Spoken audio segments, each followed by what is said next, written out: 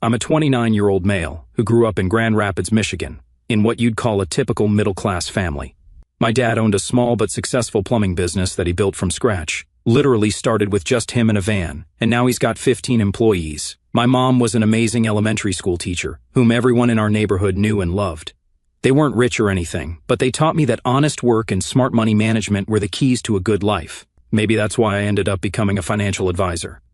I know, it's not exactly the most thrilling career. When I tell people what I do at parties, their eyes usually glaze over faster than a Dunkin' Donut. But honestly, I love my job. There's something really satisfying about helping regular people figure out their finances and plan for their future.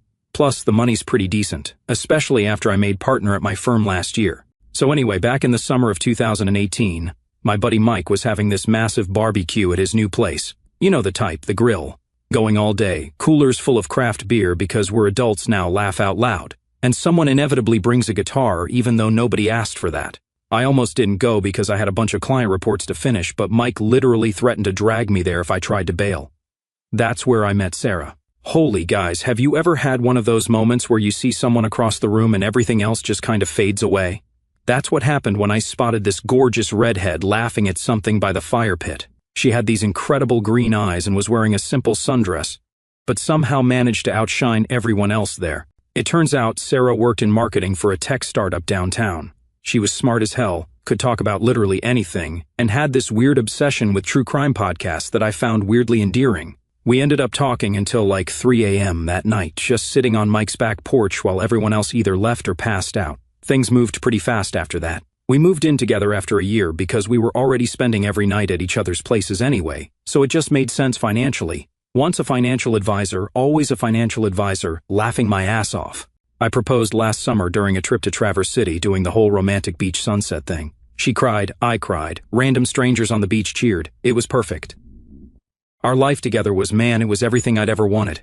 We had this awesome routine going. I'd get up early to make breakfast. I learned how to make this insane French toast that Sarah swore was better than her mom's. Her mom agreed, by the way. We'd have coffee together, talk about our plans for the day, then head to work. Evenings were for cooking dinner together while dancing to 80s music. She got me hooked on Tears for Fears, or binge-watching whatever new show we'd found. Weekends were the best, though. Sometimes we'd do these mini road trips to random small towns in Michigan, trying out local restaurants and checking out weird tourist attractions. We found this amazing pie shop in the middle of nowhere that we'd drive an hour just to visit. Other weekends, we'd just stay home, do some gardening. I got really into growing vegetables during COVID, or have friends over for game nights. We were that couple that other people would look at and be like, relationship goals. You know the type, the ones who still actually enjoy spending time together and don't just post about it on social media. We had our arguments, sure, but they were always about stupid stuff, like whose turn it was to clean the bathroom or whether pineapple belongs on pizza. It absolutely does fight me. We had all these plans for the future, too. We had already picked out a wedding venue, started looking at houses in this cute neighborhood near my office, and even talked about kids' names, though we agreed to wait a few years on that. Sarah had this whole Pinterest board full of ideas for our dream home. She wanted one of those fancy kitchen islands and a reading nook by a bay window. I was saving up to make it all happen. Looking back now, I guess maybe things were too perfect. You know how they say if something seems too good to be true, it probably is? Yeah, it turns out that applies to relationships too, because right when I thought I had everything figured out, right when all the pieces of my life were finally falling into place, that's when Sarah's sister, Polly, decided to pay us a surprise visit. Okay, so before I get into the absolute dumpster fire that Polly caused, you need to understand who Polly is. You know those people who make being an influencer their entire personality? That's Polly, but multiply that by 1,000 and add a hefty dose of superiority complex. Picture this. While Sarah and I were building our life in Michigan, living in our cozy apartment with our rescue cat, Mr. Whiskers, yeah, basic name, but he came with it, Polly was living what she called her best life in Miami. And by best life, I mean posting daily Instagram stories about her entrepreneur grind while actually living off their parents' money. No shade to people who get help from their parents, but at least be honest about it, you know? Polly was 32 but acted like she was perpetually 21. Her Instagram bio literally said, CEO of Living Life, yes, with the spark emoji. She sold these ridiculously overpriced workout plans online, $299 for a PDF of basic exercises you could find on YouTube for free, but somehow she had like 50,000 followers who ate up everything she posted. Her content was all boss babe this and create your own reality that. Pure toxic positivity wrapped in a face-tuned package. The thing that really got to me was how different the sisters were. When Polly wasn't around, Sarah was this down-to-earth, genuinely funny person who could hold conversations about actual topics. She volunteered at the local animal shelter on weekends, knew all our neighbors by name, and would bring soup to our elderly neighbor, Mrs. Johnson, whenever she wasn't feeling well. Just a genuinely good person, you know? But man, whenever Polly came around, it was like a switch flipped in Sarah's brain. Suddenly, she'd start talking differently, using all these weird influencer phrases like, manifest your dreams and align with your truth. She'd get super self-conscious about everything, our apartment, her job, even the way she dressed. One time, she literally cried because we didn't have one of those stupid neon signs that say good vibes only in our living room. I tried to be understanding at first, like, I get it, sibling dynamics can be complicated. Sarah was the youngest of three. Their brother, Tom, is cool though, he's a high school teacher in Chicago, and Polly had always been the exciting one. While Sarah was getting straight A's in high school, Polly was sneaking out to parties when Sarah was working her. Way up in her marketing career, Polly was finding herself in Bali, also known as posting bikini pics with inspirational quotes. The real problem started about 6 months before all this went down.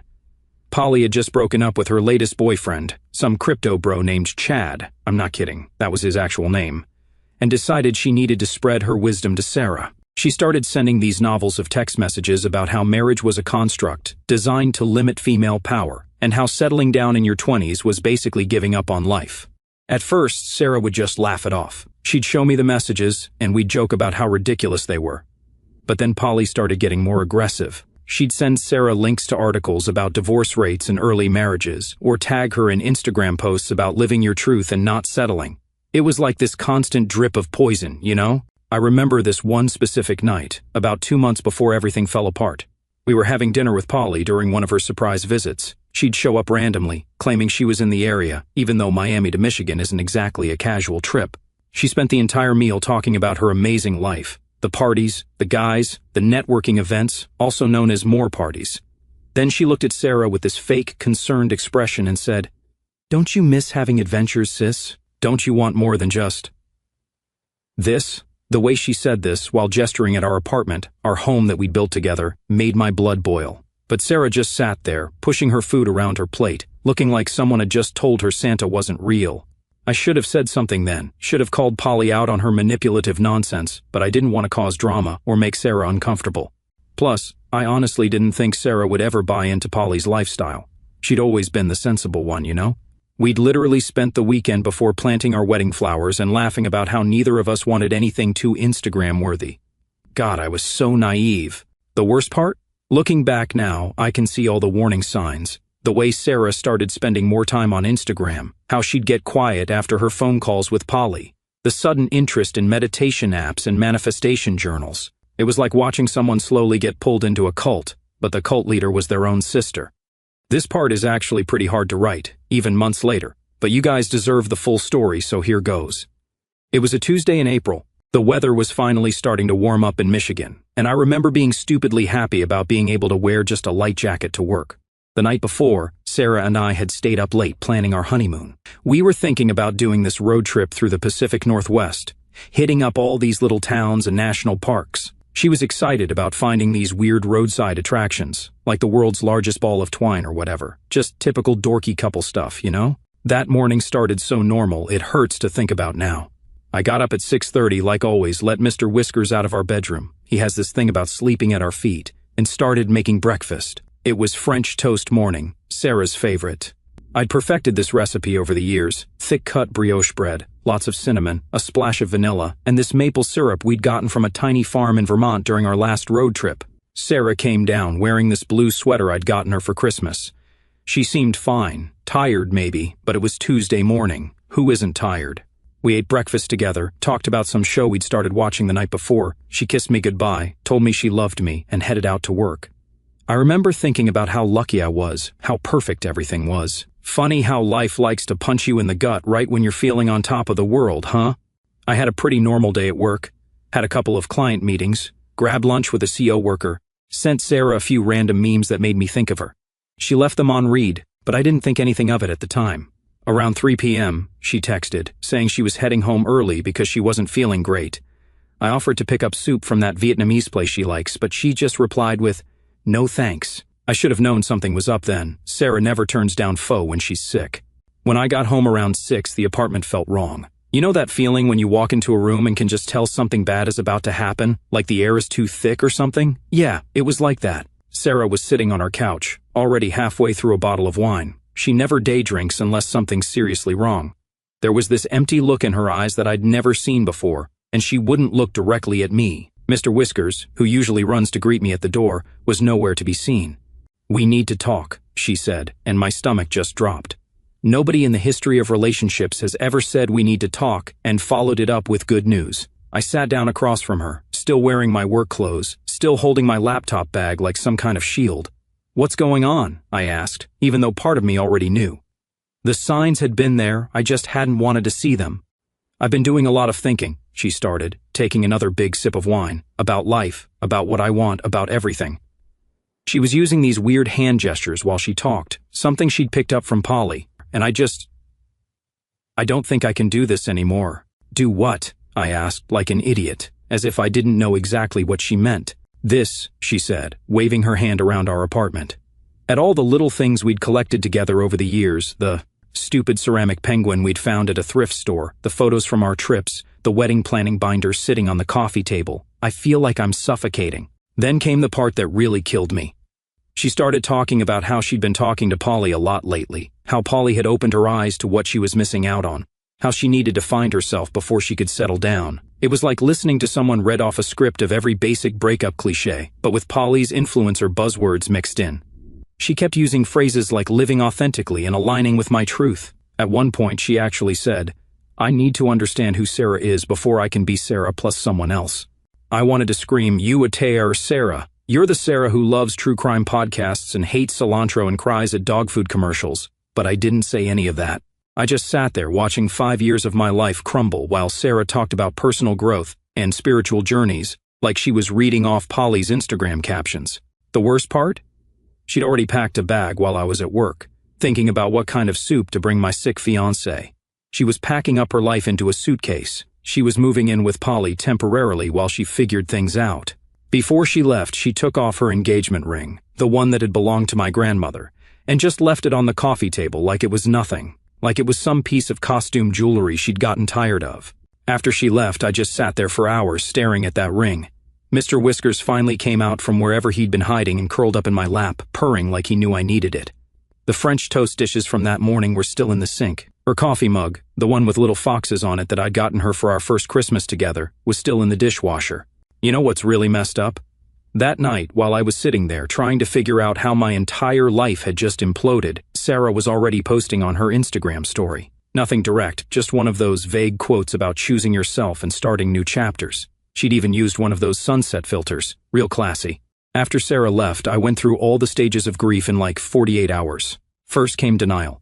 I literally sat on our couch until 4 a.m., convinced she'd come back and say it was all a mistake. Then came anger. I may or may not have thrown Ascended Masters, thrown her stupid good vibes only coffee mug against the wall. Sorry, not sorry. Depression hit hard. I called in sick to work for 2 days and basically just existed on the couch with Mr. Whiskers and leftover Chinese food. But then something weird happened. You know how Netflix always asks, "Are you still watching?" after you've been binging shows for too long? Well, when I clicked yes for like the 100th time, I noticed something. Sarah was still logged into our shared account, and under continue watching, there was some show I'd never heard of, being watched at 2 a.m., at some dude's place. Yeah, let that sink in. My fiancé, who less than a week ago was planning our wedding and honeymoon, was already Netflix and chilling with someone else. And because I'm apparently a glutton for punishment, and maybe because I'd had a few beers, I decided to do some digging. First stop, Instagram. Sarah's main account was pretty much what you'd expect. Lots of inspirational quotes about new beginnings and finding yourself, some pictures of her and Polly at various Miami clubs, the usual post-breakup social media performance. But then I remembered something. Sarah had this weird habit of making separate accounts for different things. She had one just for posting about books she'd read, another for her attempts at cooking. So, I tried a hunch. You know how when you create a new Instagram account, it suggests people to follow? Well, if you use the same email address for multiple accounts, they're all kind of linked. It took me about 10 minutes of trying combinations of her usual username, but holy guys, I found it, a whole secret Instagram account. And let me tell you, what I found made me realize our entire relationship had been a lie. The account was private, but she'd used the same password she used for everything, her mom's name plus her birth year. I told her a million times to use better passwords. What I found was like watching a car crash in slow motion, except the car was my relationship, and it had actually been on fire for months without me noticing. The account was full of direct messages between her and Polly, going back to January. They'd been planning this whole escape from suburban life thing, like it was some kind of prison break. Polly would send her these long messages about how she was so proud of Sarah for finally waking up and choosing freedom. There were screenshots of conversations with this guy, Jake, some finance bro Polly had introduced her to at a party back in February, when Sarah was supposedly visiting her parents. The messages between Sarah and Jake made me physically sick. Nothing explicitly cheating, but lots of what-if conversations and flirty little exchanges. What if we'd met first? What if you weren't engaged? Meanwhile, I'm at home, growing tomatoes in our garden and planning surprise date nights like an idiot. But here's the real kicker. All those times Sarah was working late or having girls' night with coworkers in. The months before she left, she was actually on video calls with Polly and her Miami friends, planning her new, fabulous life. They had this whole group chat called Sarah's Liberation, where they'd talk about me and our boring life together. You want to know how detailed this planning was? They had a whole spreadsheet, an actual spreadsheet, with tabs for everything, clubs to visit, guys to meet. Yeah, Jake wasn't the only one, even a glow-up schedule for Sarah, with appointments for hair extensions, nail maintenance, and something called tooth gems. I had to Google that one. Apparently it's like jewelry for your teeth. One conversation from March really stuck with me. Sarah had posted a picture of us at my nephew's birthday party. We were both covered in cake because my 5-year-old nephew thought it would be hilarious to start a food fight. We were laughing, happy, just genuinely enjoying life. Polly commented on it in their private chat. Ugh, you look so basic here. Can't wait until you're living your best life with us instead of playing house in the suburbs. Sarah's response? Just a few more months of pretending. A few more months of pretending. Those words kept echoing in my head. While I was planning our future, she was planning her escape. While I was looking at houses in good school districts because she'd always talked about wanting kids, she was looking at party dresses and making plans with other guys. The worst part? There were pictures of her trying on wedding dresses with her mom, right around the same time she was messaging Jake about how confused she was about her feelings. Pictures of her crying happy tears in this beautiful white dress, captioned, "Can't wait to marry my best friend," posted the same day she was in Jake's DMs, talking about how she felt trapped in our relationship. I found myself going through old photos of us, trying to spot the moment where it all changed. Was she faking it in that picture from New Year's, where she's looking at me like I'm her whole world? What about our anniversary dinner in March? The weekend trip to the lake in April? When did my fiancée become such a good actress? The more I dug, the more it felt like I was reading about a stranger. This wasn't the Sarah I knew, the girl who cried at ASPCA commercials and spent 3 hours making a get-well card for our elderly neighbor. This was some poly-influenced pod person who talked about vibes and energy and treated our relationship like it was some kind of temporary pit stop on her way to a better life. For about 3 months after Sarah left, I had to watch their whole Miami adventure unfold on social media, like some twisted reality show. Sarah and Polly were living their best life, all designer outfits, rooftop parties, and fancy restaurants. Every post was tagged with something like #LivingAuthentically or #ChoosingMe or my personal favorite, #No regrets. Jake was a constant presence in their posts, though they tried to be subtle about it. You know the type, those accidental group shots where he's conveniently next to Sarah, or stories where you can hear his voice in the background. They thought they were being so slick, but it was about as subtle as a drunk elephant in a china shop. Sarah had completely transformed herself into Polly 2.0. Gone was the girl who used to spend Sundays in her pajamas reading true crime books. Now she was all crop tops and hair extensions, posting daily affirmations and trying to start her own wellness coaching business, also known as selling the same overpriced workout plans as Polly. She even started talking with that weird influencer vocal fry that Polly uses. It was like watching someone have a quarter-life crisis in real time.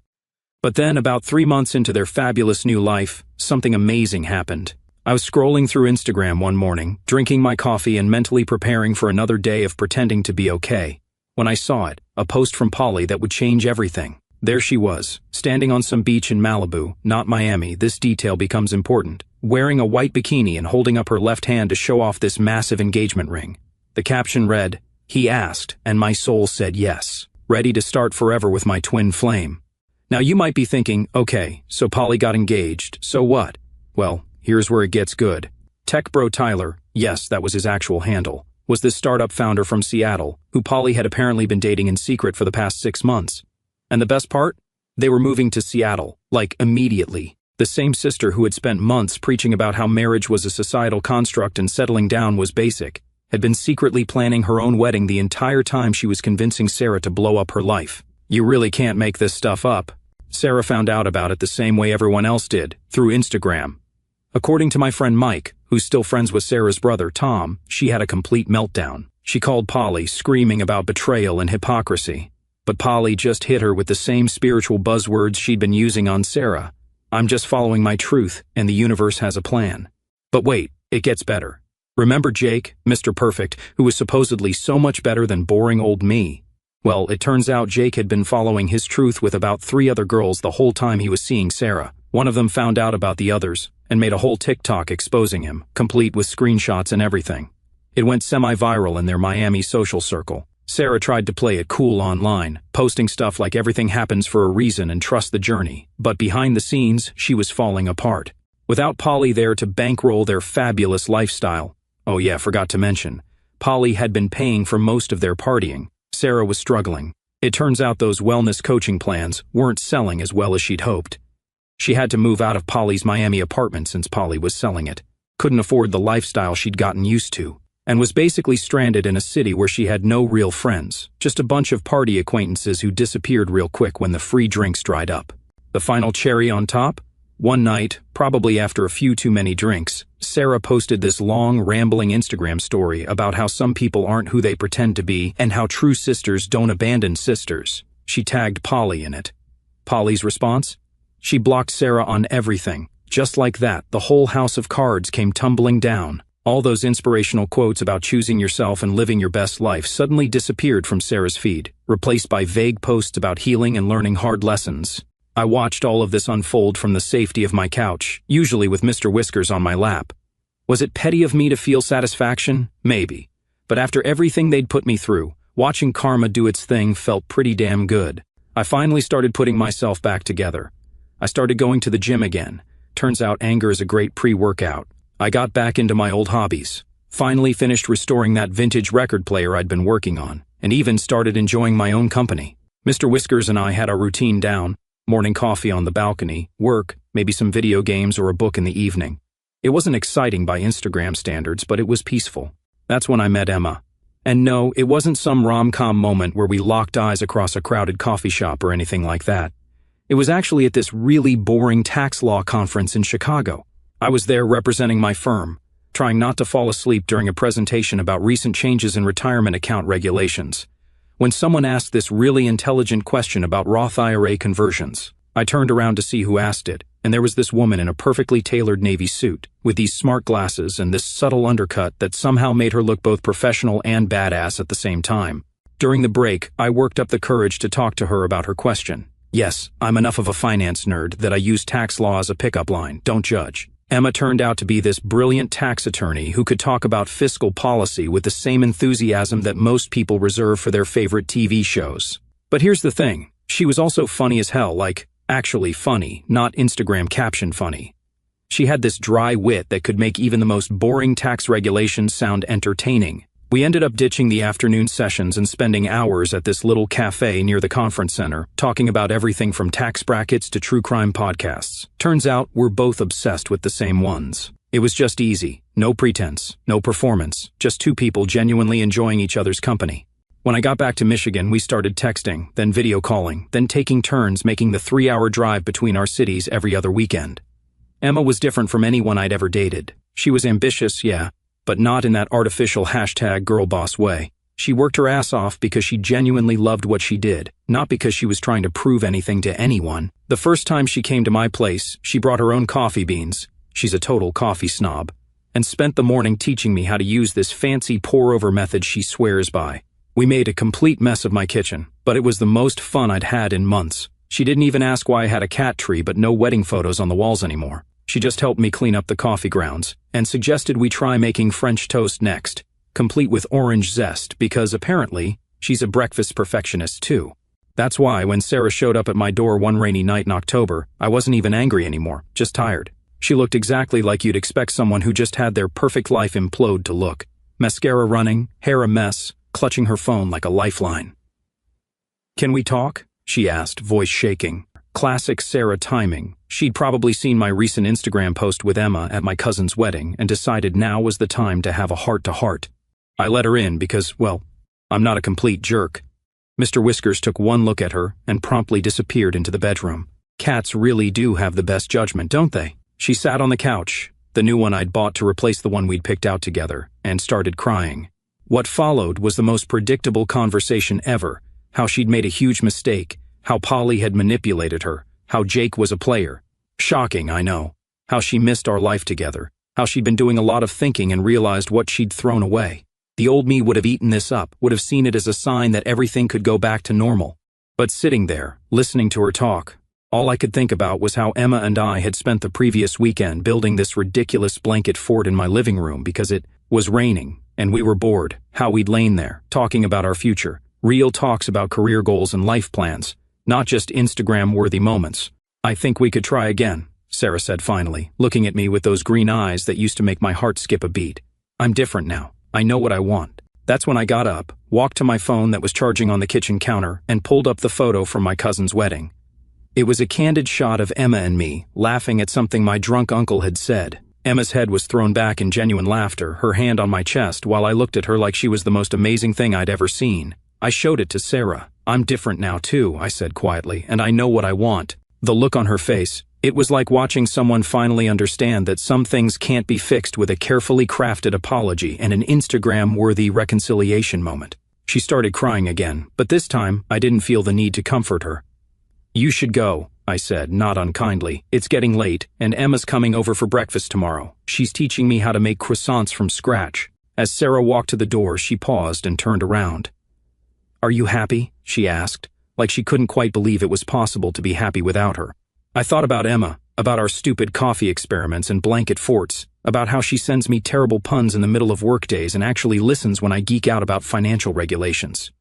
"Yeah," I said, "I really am." After she left, I texted Emma, "You won't believe who just showed up." Her response was perfect. "Do we need to make stress croissants tonight instead of waiting for morning? I can be there in 3 hours with emergency butter." That's when I knew for sure sometimes the worst things that happen to you end up leading you to the best things in your life.